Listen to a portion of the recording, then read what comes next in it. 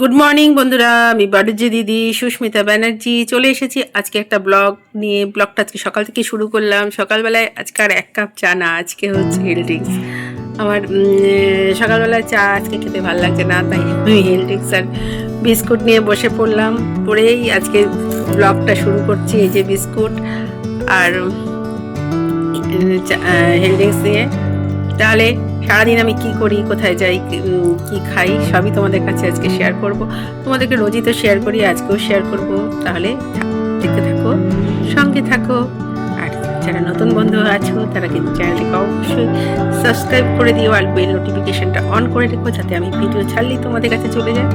যদি আমার পুরনো বন্ধুরা তারা আমার একটা লাইক একটা হাইপ করে দিও, আর ভিডিওটা স্কিপ না করে পুরোপুরি দেখো।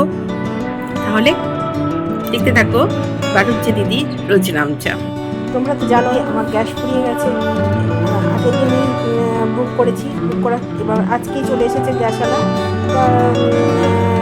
বেল বাজারও আমি নেমে পড়ছি দরজা খুলতে, তার গ্যাসওয়ালা গ্যাস দিয়ে গেল।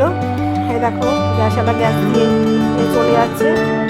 তাহলে আর রান্না করতে আজকে আর অসুবিধা হবে না। রান্না করতে থাকি। তারপর দেখো এদিকে আবার আমাকে দোকানে যেতে হবে, তাই তৈরি হয়ে বেরিয়ে গেলাম দোকানে।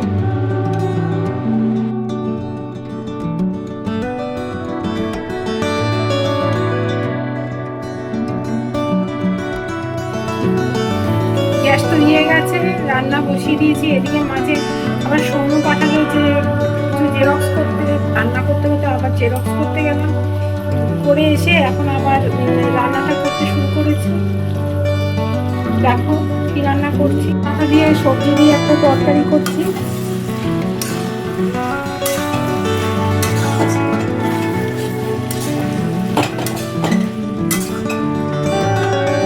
ব্যানার্জি বাবু সজনে ফুল নিয়ে এসেছে, বলছে সজনে ফুলের বড়া খাবে, রসুন দিয়ে মেখে রেখেছি, এটা সজনে ফুলের বড়া করবো।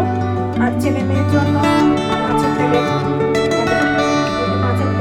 করবো। এখন মাছের তেলটা পরিষ্কার করা হয়নি, পেঁয়াজ রসুন দিয়ে মাছের তেলটা ভাজা করে নিলাম। এই দিয়ে আজকে দুপুরে খাওয়া হবে। তারপরে আর ভিডিও করিনি। এবার চলে আসলাম পরের দিন সকালবেলায় উঠে আগে যাচ্ছি রেশন দোকানে।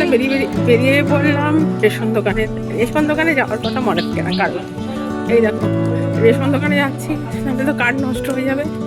ওই জন্য সকালবেলায় বেরিয়ে পড়লাম পরের দিন। দেখো আজকে সারাদিন কি আছে, আজকে বাড়িতে কুটুম আসবে, তা আজকে রান্নার চাপও আছে। দেখা যাক কি রান্না করি। তাহলে চলো আমার সঙ্গে রেশন দোকানে। দেখো আমাদের স্পেশাল সেই রাস্তা, যে রাস্তার জন্য একবারই আগুন ধরেছিল, ফায়ার ব্রিগেডের গাড়ি এসে রাস্তার মোড়ে দাঁড়িয়ে রয়েছে, কিন্তু আসতে পারিনি, আগুন নেভাতে পারিনি। এই সেই রাস্তা যার জন্য একবারিতে অসুস্থ হয়ে গেছে, অ্যাম্বুলেন্স আসতে পারে। শুরু হয়েছে আমাদের রাস্তা, এই রাস্তা এখানে গাড়ি কমপ্লিট আর হওয়ার না, জরুরিকালীন কোনো গাড়ি আসতে পারছে না। খুবই খারাপ অবস্থা। দেখা যাক এখন কবে শেষ হয়। পাড়াতে কিন্তু প্রচুর পরিমাণে চেষ্টা করছে, তাড়াতাড়ি করার জন্য চাপ দিচ্ছে, কিন্তু রাস্তা তো সে ধীর গতিতে চলছে। এই পাশ থেকেই আমরা কোনো রকমে যাচ্ছি। চলে আসলাম রেশন দোকানে। এই দেখো রেশন দোকানে প্রচুর ভিড়, এন্ট্রি তো করতেই হবে, না হলে তো কার্ড ল্যাপস হয়ে যাবে।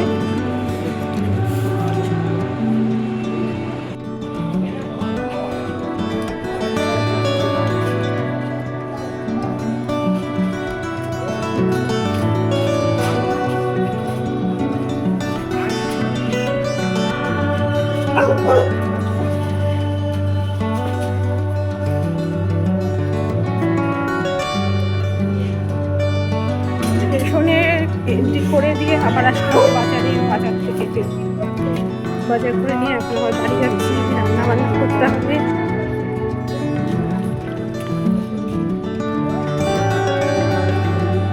চলে এসেছি, এসে রান্না বসিয়ে দিয়েছি। এদিকে ছেলে বলছে কড়াইশুটির কচুরি করতে হবে, তাই কড়াইশুটির কচুরির জন্য আবার হিং আনতে গেলাম দোকানে। সেটাও তো আমাকেই করতে হবে, এটা তো ঠিক করবে না, সবই আমার, যেহেতু সংসার আমার।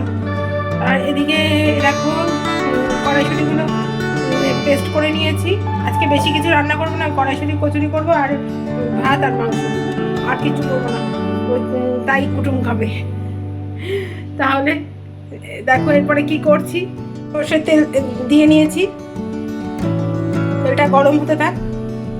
সর্ষের তেলের মধ্যে হিং দিয়ে এদিকে কড়াইশুঁটি আর আদা আর লঙ্কা পেস্ট করেছিলাম সেটা দিয়ে দিয়েছি। এবার আমি দিয়ে নেবো। আমার জন্য কি গিফট আনলো সেগুলো দেখাবো না? দেখো আমার বাড়ি কুটুম এসেছে। হ্যাঁ কুটুম, এবার কুটুম আমার জন্য গিফট, আমাদের জন্য গিফট এনেছে। কি গিফট এনেছে? সে বেড়াতে গিয়েছিল।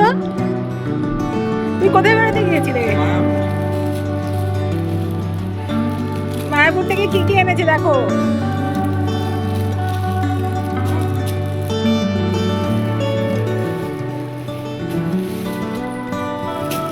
গোপী ড্রেস, বাহ সুন্দর হয়েছে গোপী ড্রেসটা, কালারটাই দারুণ হয়েছে। বাহ দারুণ দারুণ।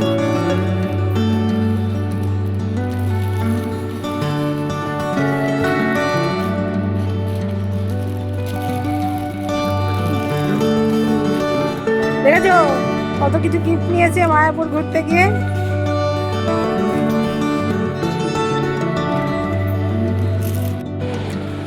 আর এটা দেখো আমার জন্য নিয়ে এসেছে, কেমন হয়েছে জানিও কিন্তু। আমার কুটুম আমার জন্য নিয়ে এসেছে মায়াপুর থেকে।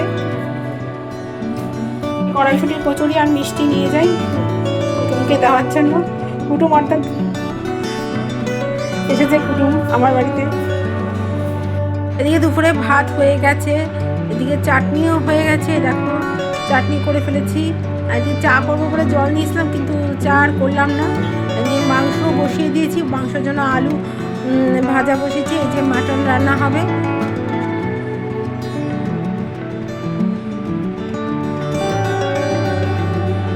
যারা আমার নতুন বন্ধুরা আছো তারা কিন্তু অবশ্যই চ্যানেলটাকে সাবস্ক্রাইব করে দিও, দিয়ে বেল নোটিফিকেশনটা অন করে রেখো, যাতে আমি ভিডিও ছাড়লেই তোমাদের কাছে চলে যায়।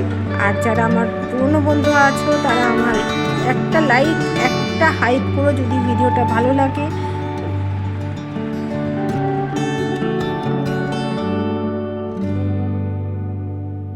কড়াইতে সর্ষের তেল দিয়ে পেঁয়াজগুলোকে ভালো করে, কাঁচা পেঁয়াজটা ভালো করে ভাজা ভাজা করে নেব।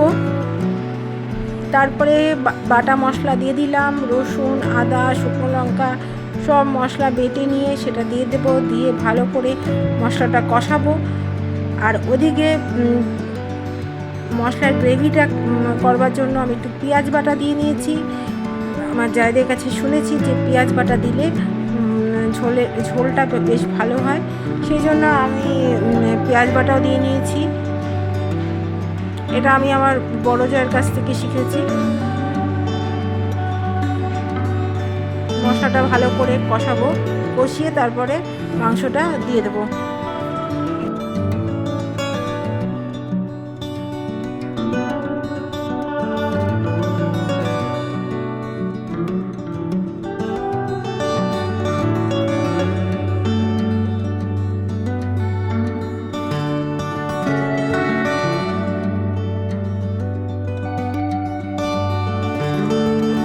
যেহেতু গোটা রসুন পছন্দ করে সেই জন্য ছেলে আর মেয়ে, ওই জন্য গোটা রসুন দিয়ে দিলাম।